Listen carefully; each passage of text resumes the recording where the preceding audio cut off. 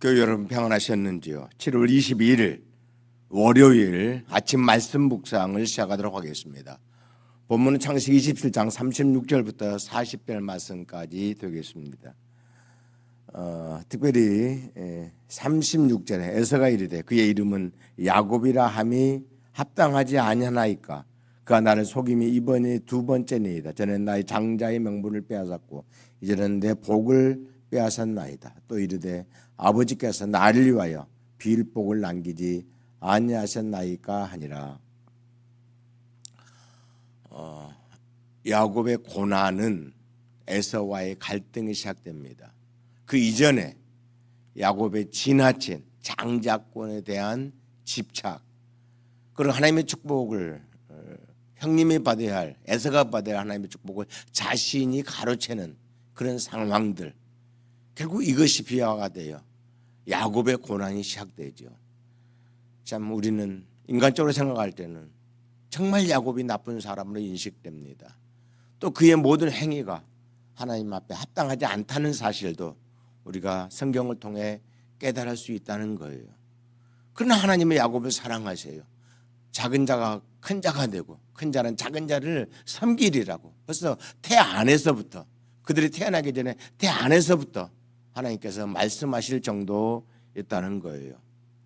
결국 여러분, 에서는 하나님의 허락하신 장자권을 경으로 여겨서 팥죽 한 그릇이 내놓아요. 팔아버려요.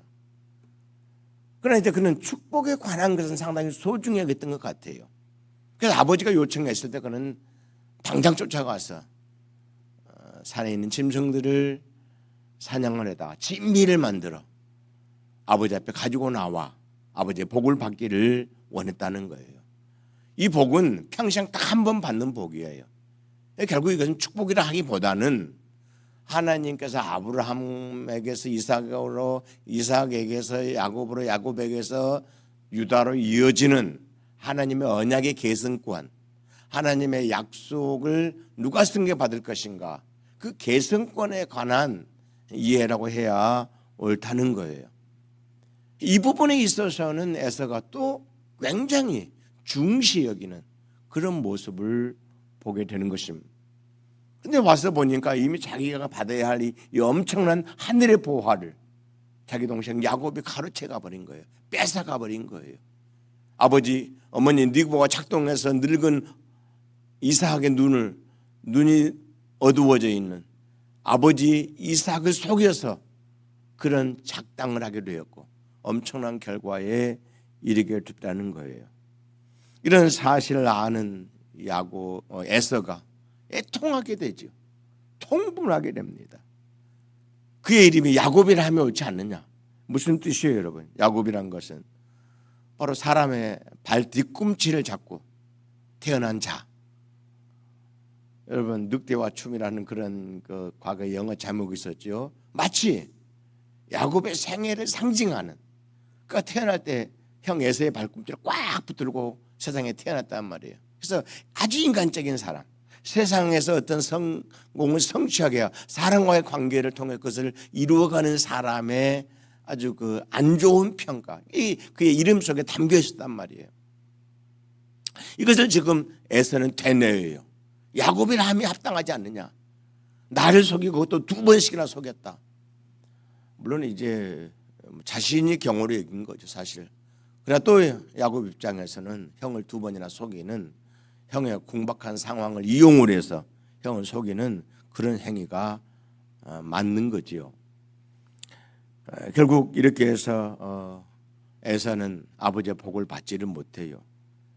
내게 빌복이 남아있지 않느냐 간곡히 부탁을 해요. 여러분, 언약의 계승권은 하나이죠. 누구에게 나눠주겠어요? 안타까운 일이에요, 여러분. 저와 여러분들은 하나님께서 이제 언약의 성취, 하나님의 약속이 완성된 게 복음이지 않습니까? 이제 우리 모두가 복음의 사람이 됐다는 걸 믿어야 돼요. 구약에는 아브라함의 후손만이 언약을 이루어가는 가문으로 또 그 가정이 선택을 받은 거예요. 그래서 예수가 이 땅에 오실 수 있는 토양을 만들어가는 것이 그들이 해야 할 일이었어요.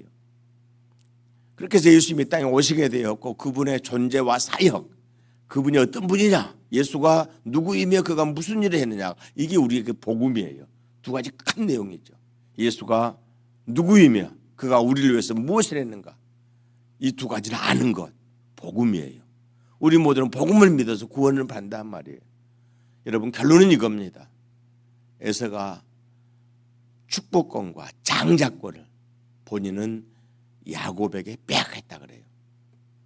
그런 표현은 옳지 않죠. 자기가 소홀히 여긴 거예요. 거기에 소중성을 두지 않았다는 거예요. 그것에 대한 가치를 무시해버리고 세상 것에 몰두하고 세상 것이 훨씬 그에게 더 매력 있게 더 가치 있는 걸로 다가오는 안타까운 모습이죠. 여러분, 사도 바울이 예수를 만난 이후에 어떤 고백했습니까? 오늘까지 자기가 귀하게 여기던 모든 것들을 예수 만나봤더니 배설물에 불과하더라. 냄새나고 필요 없고 내가 버려야 할 것들, 내가 멀리해야 할 것들에 불과하더라. 그것이 뭐 대학의 학이든지 로마의 시민권이든지 자기가 세상에 자랑할 수 있는 모든 권세, 능력, 명예, 자신의 어떤 이력, 자신의 어떤 경력, 알고 봤더니 예수 안에서 아무 의미가 없더라는 거예요. 오히려 막 냄새나고 썩어서 버려야 될 것들. 그리고 오직 예수만이 자기에게 참된 가치가 있었다. 예수를 아는 것. 여러분, 예수 그리스도가 누구인가를 알고 그가 우리를 위해서 무엇을 했는가 하는 게 복음이라 했잖아요. 이 두 가지를 깨달아 알아가는 것. 자신에게 가장 위대한 보화였고 자기 삶을 부유롭게 하고 형통하게 하고 능력 있게 하고 가치 있게 하는 근거가 됐음을 말씀하고 있다는 거예요. 여러분, 우리 시대에 우리 모든 그리스도인들은 밭에 감추인 보화를 발견한 농부의 모습과 같아야 돼요. 예수님이 그런 비유를 하셨잖아요. 밭에 감추인 보화에 관한 비유. 어떤 농부가 밭을 갈다 보니까 거기에 엄청난 보화가 감춰져 있다는 사실을 깨닫게 돼요. 그래서 자신의 소유를 전부 다 팔아가지고 그 밭을 사서 보화가 자기 것이 되게 했다는 거예요. 예수님께서 하나님 나라가 바로 그렇다라고 말씀해요. 저와 여러분들에게 있어서 복음은, 예수님이 우리가 허락하신 영광의 복음은 밭에 감추인 보화예요. 눈에 잘 띄지 않고 사람들이 무시하기 쉽고 그 가치가 잘 확인이 안 될 때가 많다는 거예요. 그러나 저와 여러분은 그것이 얼마나 소중한 가치인가를 하나님께서 당신의 거룩한 영을 통해서 깨닫게 해주셨어요. 우리는 나의 소유 전부를 팔아서 이 밭에 감추인 보화를 나의 것으로 만드는 일, 이것이 천국의 백성들의 아름다운 삶이 된다는 거예요. 이 일에 실패한 사람은 에서예요. 이 일에 성공한 사람은 야곱이죠. 그 많은 고난, 시련 역경을 다 각오하면서 장자권, 축복권을 결국 자기 것으로 만들어내요. 그래서 그는 아브라함, 이삭, 야곱으로 이어지는, 아브라함, 이삭, 에서로 이어져야 되는데 야곱의 이런 집념과 진리에 대한 사모함, 이 모든 것이 어우러져서 아브라함과 이삭과 야곱 이렇게 이어지는 언약의 승계자가 되는 걸 보게 되는 겁니다. 사랑하는 행복가족 여러분, 여러분 모두가 복음은 진리예요. 보화입니다. 이거 굳게 붙잡아야 돼요. 복음을 더 많이 얻고 더 깊이 있게 이해하기 위해서 최선을 다해 나의 모든 것을 버리면서까지라도 이것들을 취해가는 아름다운 신앙인들 꼭 되어질 수 있기를 주의 이름으로 축원합니다. 아버지 하나님, 영광과 경배와 찬양을 받으시옵소서. 우리같이 큰 죄인들에게도 복음을 깨닫게 하시고 복음의 보화를 허락해 주셨나이다. 이 보화 소중히 여기게 하옵소서. 이 보화 잘 간직하게 하옵소서. 다른 모든 것을 다 희생해서라도 이 보화 나의 것으로 만들어가기에 부족함이 없는 행복 가족들이 꼭 되어지도록 역사해 주옵소서. 오늘 하루도 형통하게 하시고 주의 손에 붙잡혀 이끌리는 복된 날 되게 하실 것을 믿습니다. 행복가족 모두를 평강으로 인도해 주시옵소서. 우리 구주 예수님의 이름으로 기도드리옵나이다. 아멘.